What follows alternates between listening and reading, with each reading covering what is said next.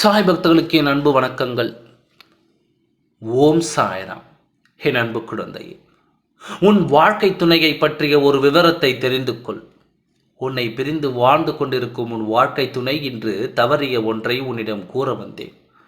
என் குழந்தையே, எதுவாக இருந்தாலும் மனதில் நேர்மை இருக்கிறதே என்று நான் பெருமைப்பட்டு வந்த காரியம் இன்று தலைகுனியும்படி ஆகிவிட்டது.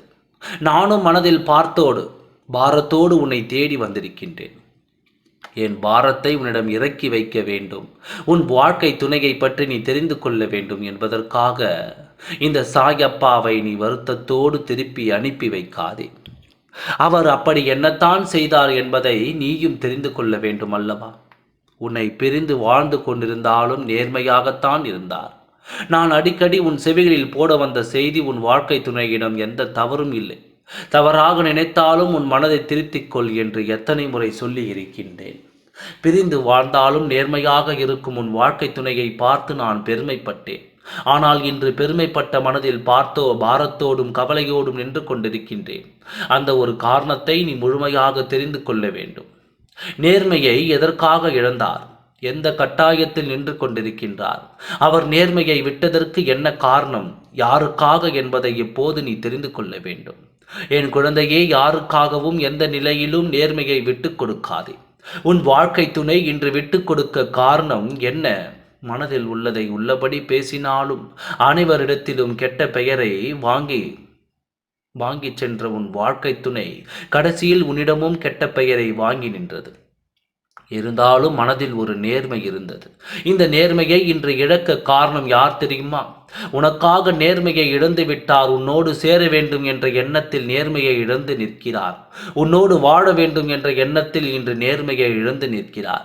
நான் சொல்வது உனக்கு புரியாத புதிராக இருக்கும் என்று எனக்கு தெரியும். அந்த புதிரை உனக்கு விளக்கத்தான் வந்தேன் இன்று. இருந்தாலும் உன் துணை செய்தது தவறு என்று என் மனம் பட்டதால் தான் என் மனம் பாரத்தோடு உன்னை தேடி வந்திருக்கின்றேன்.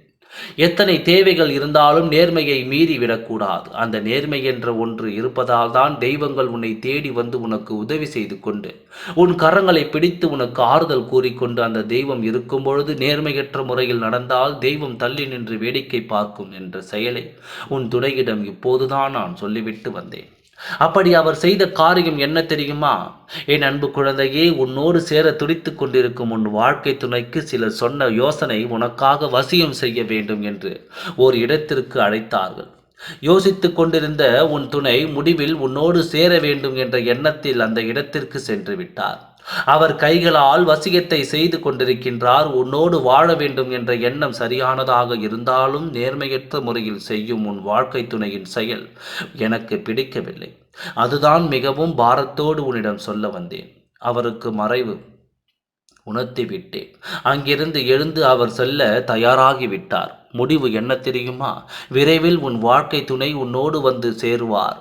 நான் துணை நிற்பேன். அனைத்திற்கும் உன் சாயப்பா நான் இருக்கின்றேன். ஓம் சாய்ராம். நன்றி, வணக்கம்.